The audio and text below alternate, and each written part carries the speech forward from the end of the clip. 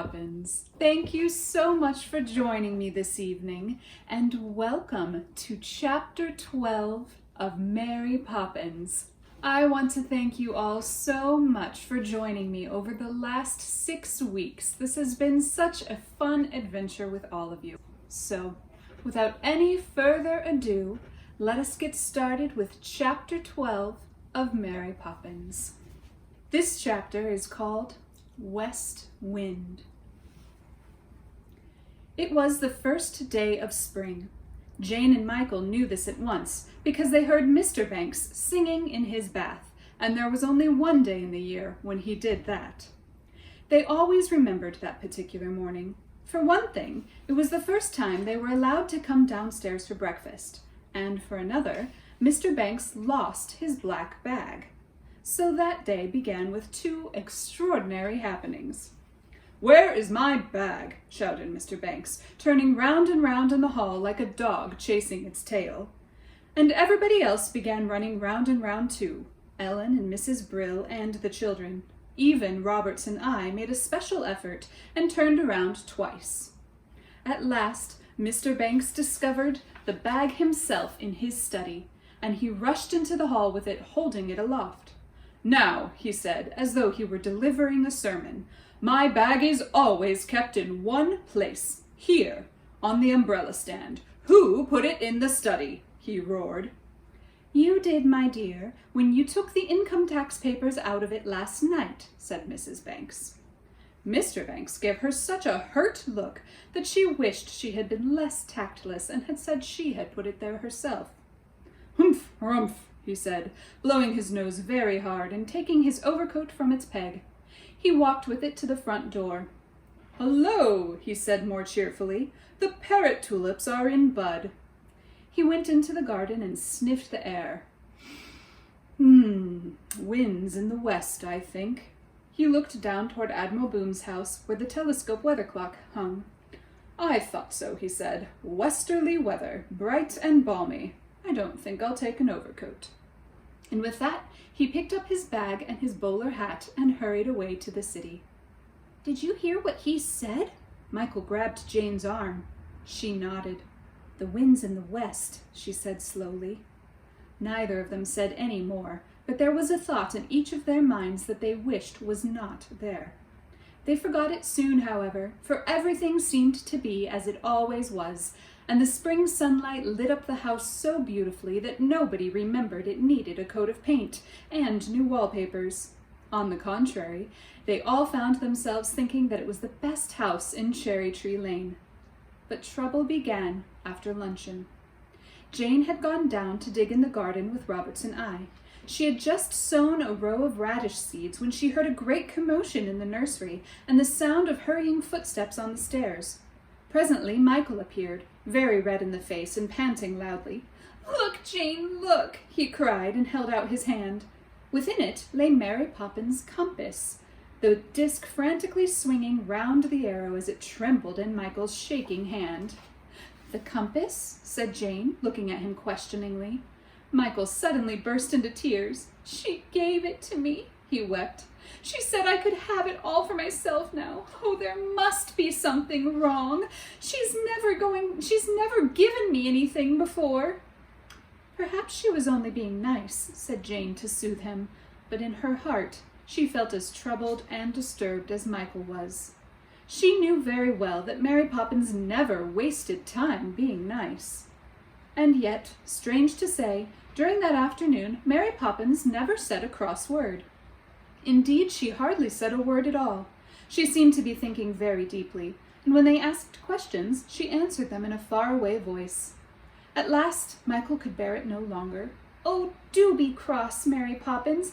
Do be cross again. It is not like you. Oh, I feel so anxious." And indeed, his heart felt heavy with the thought that something, he did not quite know what, was about to happen at number 17 Cherry Tree Lane. "Trouble, trouble, and it will trouble you," retorted Mary Poppins crossly in her usual voice, and immediately he felt a little better. "Perhaps it's only a feeling," he said to Jane. "Perhaps everything is all right, and I'm just imagining. Don't you think so, Jane?" Probably, Jane said slowly, but she was thinking hard, and her heart felt tight in her body. The wind grew wilder towards evening and blew in little gusts about the house. It went puffing and whistling down the chimneys, slipping in through the cracks under the windows, turning the nursery carpet up at the corners. Mary Poppins gave them their supper and cleared away the things, stacking them neatly and methodically. Then she tidied up the nursery and put the kettle on the hob. "There," she said, glancing round the room to see that everything was all right. She was silent for a moment. Then she put one hand lightly on Michael's head and another on Jane's shoulder. "Now," she said, "I am just going to take the shoes down to Robert's and I to clean. Behave yourselves, please, till I come back." She went out and shut the door quietly behind her. Suddenly, as she went, they both felt they must run after her, but something seemed to stop them. They remained quiet, with their elbows on the table, waiting for her to come back. Each was trying to reassure the other without saying anything. "How silly we are," Jane said presently. "Everything's all right." But she knew that she said it more to comfort Michael than because she thought it was true. The nursery clock ticked loudly from the mantelpiece.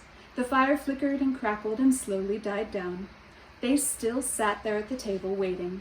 At last Michael said uneasily, "She's been gone a very long time, hasn't she?" The wind whistled and cried about the house as if in reply. The clock went on ticking its solemn double note. Suddenly the silence was broken by the sound of the front door shutting with a loud bang. "Michael!" Jane said, starting up. "Jane!" said Michael with a white, anxious look on his face. They listened, then they ran quickly to the window and looked out. Down below, just outside the front door, stood Mary Poppins, dressed in her coat and hat, with her carpet-bag in one hand and her umbrella in the other. The wind was blowing wildly about her, tugging at her skirt, tilting her hat rakishly to one side, but it seemed to Jane and Michael that she did not mind, for she smiled as though she and the wind understood each other. She paused for a moment on the step and glanced back towards the front door. Then with a quick movement she opened the umbrella, though it was not raining, and thrust it over her head. The wind, with a wild cry, slipped under the umbrella, pressing it upwards as though trying to force it out of Mary Poppins' hand. But she held on tightly, and that, apparently, was what the wind wanted her to do, for presently it lifted the umbrella higher into the air and Mary Poppins from the ground. It carried her lightly so that her toes just grazed along the garden path. Then it lifted her over the front gate and swept her upwards toward the branches of the cherry trees in the lane. "She's going, Jane, she's going!" cried Michael, weeping. "Quick!" cried Jane. "Let us get the twins. They must see the last of her." She had no doubt now, nor had Michael, that Mary Poppins had gone for good, because the wind had changed. They each seized a twin and rushed back to the window. Mary Poppins was in the upper air now, floating away over the cherry trees and the roofs of the houses, holding tightly to the umbrella with one hand and to the carpet-bag with the other.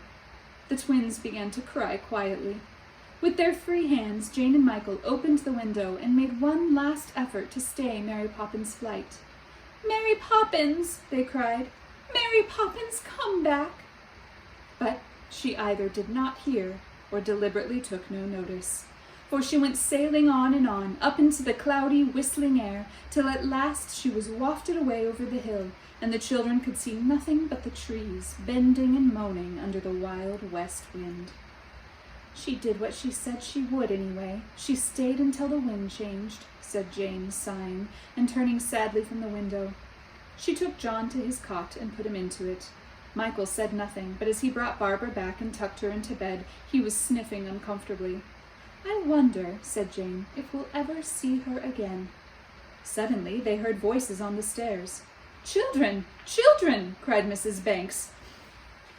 She opened the door. "Children, I am very cross. Mary Poppins has left us." "Yes," said Jane and Michael. "You knew, then?" said Mrs. Banks, rather surprised. "Did she tell you she was going?" They shook their heads, and Mrs. Banks went on. "Oh, it's outrageous. 1 minute here and gone the next. Not even an apology. Simply, 'I'm going,' and off she went.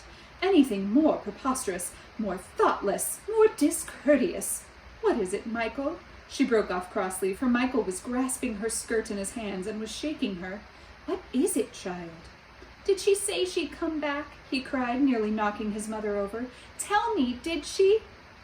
You will not behave like a wild animal, Michael, she said, loosening his hold. I don't remember what she said, except that she was going. But I certainly shan't have her back if she does want to come, leaving me high and dry with nobody to help me and without a word of notice. Oh, Mother, said Jane reproachfully. You are a very cruel woman, said Michael, clenching his fist as though at any minute he would strike her. Children, I am ashamed of you, really I am. To want back anybody who has treated your mother so badly, I'm utterly shocked. Jane burst into tears. Mary Poppins is the only person I want in the whole world, cried Michael, and he flung himself on the floor. Really, children, really, I don't understand you. Do be good, I beg of you. There's nobody to look after you tonight. I have to go out to dinner, and it's Ellen's day off. I shall have to send Mrs. Brill up. And she kissed them absent-mindedly and went away with an anxious little line on her forehead. Well, if I ever did. Her going away and leaving you poor dear children in the lurch like that, said Mrs. Brill, a moment later, bustling in and setting to work on them. A heart of stone, that's what that girl has, and no mistake, or my name's not Clara Brill. Always keeping herself to herself, too, and not even a lace handkerchief or a hat-pin to remember her by. Get up, will you please, Master Michael, Mrs. Brill went on, panting heavily. How we stood her so long, I don't know, with her airs and graces and all. What a lot of buttons, Miss Jane. Stand still now, and let me undress you, Master Michael. Plain as she was, too, nothing much to look at. Indeed, all things considered, I don't know that we won't be better off after all. Now, Miss Jane, where's your nightgown? Why, what is this under your pillow? Mrs. Brill had drawn out a small, knobbly parcel. What is it? Give it to me, give it, said Jane, trembling with excitement, and she took it from Mrs. Brill's hands very quickly. Michael came and stood near her and watched her undo the string and tear away the brown paper. Mrs. Brill, without waiting to see what emerged from the package, went in to the twins. The last wrapping fell to the floor, and the thing that was in the parcel lay in Jane's hand. It's her picture, she said in a whisper, looking closely at it. And it was. Inside a little curly frame was a painting of Mary Poppins, and underneath it was written, Mary Poppins by Bert. That's the matchman. He did it, said Michael, and he took it in his hand so he could have a better look. Jane found suddenly that there was a letter attached to the painting. She unfolded it carefully. It read, Dear Jane, Michael had the compass, so the picture is for you. Au revoir, Mary Poppins. She read it out loud till she came to the words she couldn't understand. Mrs. Brill, she called, what does au revoir mean? Au revoir, dearie, shrieked Mrs. Brill from the next room. Why, doesn't it mean, let me see, I'm not up in these foreign tongues. Doesn't it mean God bless you? No, I'm wrong. I think, Miss Jane, it means to meet again. Jane and Michael looked at each other. Joy and understanding shone in their eyes. They knew what Mary Poppins meant. Michael gave a long sigh of relief. That's all right, he said shakily. She always does what she says she will. He turned away. Michael, are you crying? Jane asked. He twisted his head and tried to smile at her. No, I'm not, he said. It's only my eyes. She pushed him gently towards his bed, and as he got in, she slipped the portrait of Mary Poppins into his hand hurriedly, in case she should regret it. You have it for tonight, darling, whispered Jane, and she tucked him in, just as Mary Poppins used to do. And that is the end of Mary Poppins. Oh, that chapter does make me a little misty. It is so sad and sweet. I remember those children very fondly, and it is always hard to say goodbye to people that you love, isn't it? And I must confess that sometimes I find it easier not to say goodbye at all, which is unfortunately what happened in this book. I didn't quite say goodbye properly to the children, did I? If I had a chance to do it over again, I would say a proper goodbye. And so tonight, I shall say a proper goodbye to you. I promise you that. Now, before we go, I would like to offer you one more book recommendation. Since many of you are still having to stay home during this terrible virus, I know that reading is a wonderful way to escape the woes of the world and to have an adventure without ever leaving your home. As you can see, over the weeks I have recommended a great number of books for you, and tonight I would like to recommend one more. If you love magic and adventure, then you are sure to love this new book called A Wish in the Dark by Christina Soontornbat. I'll hold it up a little closer. It's a beautiful cover. If any one of you is familiar with the story of Les Miserables, you'll find that this is a very familiar retelling of that story. But it's full of magic and light and beauty, and I think that you'll enjoy it. I highly recommend it. Before I say goodbye, I want to leave you with a few gifts. First of all, I am going to leave the bedtime medicine with you. And remember, a spoonful of sugar does help the medicine go down. Also, I would like to leave you with the compass. That way you can go on adventures as well anytime. One last gift for you. Here I have the portrait that Bert the Matchman painted of me.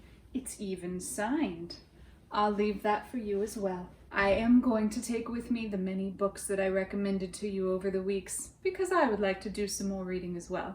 I encourage you to purchase a copy of these books, or perhaps even the unauthorized biography of Mary Poppins by P.L. Travers, from your local independent bookstore, bookshop.org or Barnes & Noble. These are wonderful ways to support books, authors, bookstores, and all the stories that you love.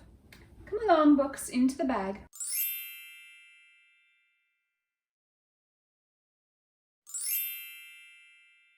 There we go, all set. And now that I'm packed, I encourage you boys and girls to go spit-spot off to bed. I am going west with the wind. Goodbye.